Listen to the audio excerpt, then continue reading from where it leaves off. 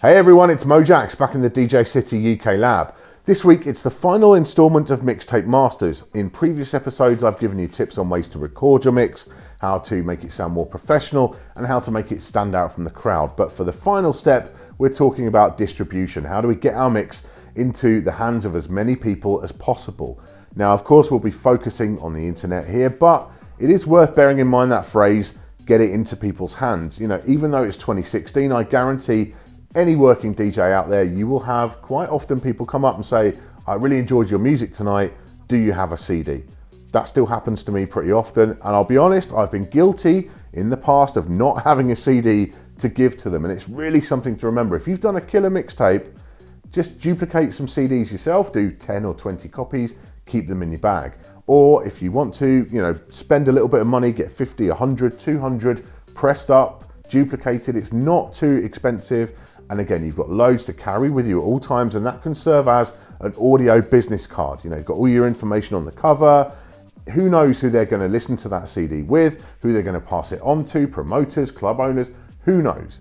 So it's really worthwhile having some CDs in your bag at all times if you can. But yeah, we are going to focus on the internet here, and that is a playing field that changes all the time. 18 months, 2 years ago, I would have automatically said, yeah, you've got to get your mix on Soundcloud. That's the place to be. But it was never intended to be a DJ kind of streaming service. That wasn't what it was about. And that has begun to show over the past year or so. And really, Soundcloud is not top of the list by any means anymore. And there are lots of different options which we're going to investigate right now. The demise of Soundcloud as a service for DJs really is a shame, as the site itself is very fully featured and they have decent mobile apps too. You can make downloads available if you want, it's easy to set up a podcast through it, and until recently everyone used it, from beginners to big names, which means a lot of people outside of the industry have heard of Soundcloud. But the issues surrounding copyright and things getting pulled really have put paid to the idea that Soundcloud is a useful platform for DJs now. There has been a lot going on with their licensing recently, which may end up having a positive impact on the situation, but right now it would seem unwise to invest heavily in Soundcloud as a DJ. So what else is out there?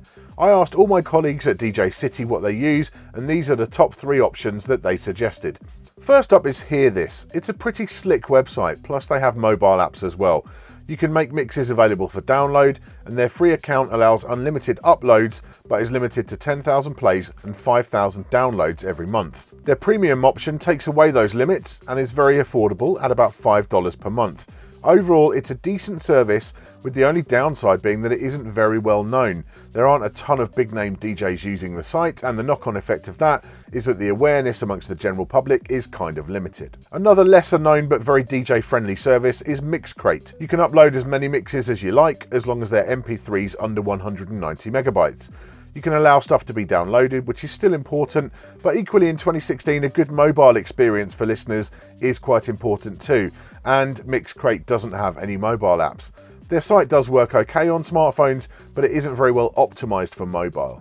And as with Hear This, you won't find a lot of big names on there, and most normal people you speak to won't be aware of the service, which is a pity because it's pretty good. So where has everyone gone since the SoundCloud exodus? Well, mostly to Mixcloud.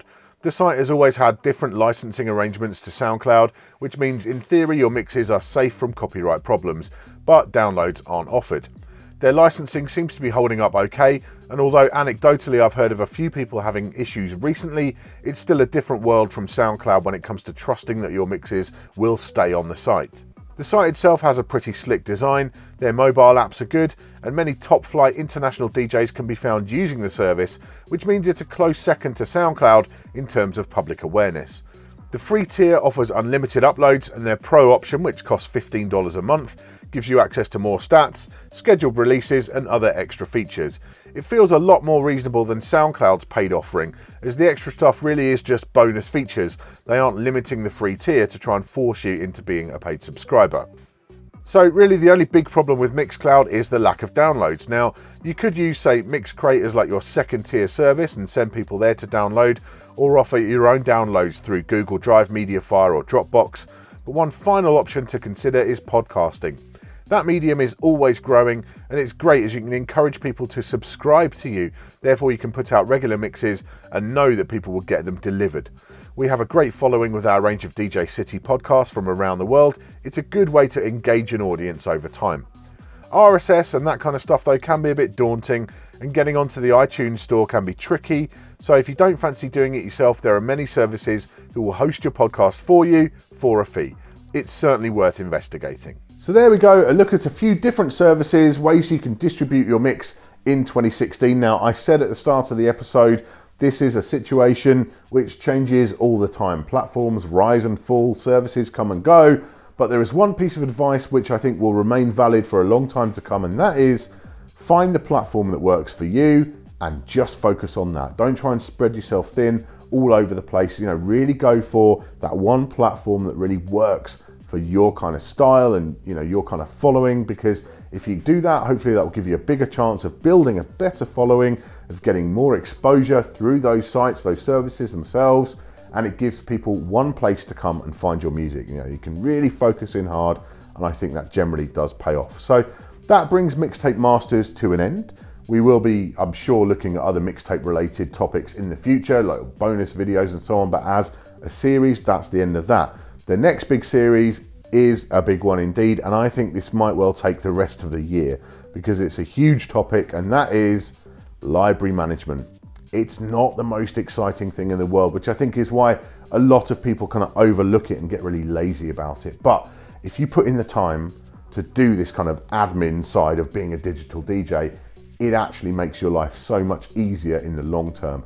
And it might well be a daunting project. If you've never done library management properly, then you're kind of starting afresh. If you've already got a massive library, it can seem really daunting. But in fact, it's doable, it's achievable. You've just got to put in a bit of time, a bit of work. And once you get your routine down, I promise you, it will make your life so much easier.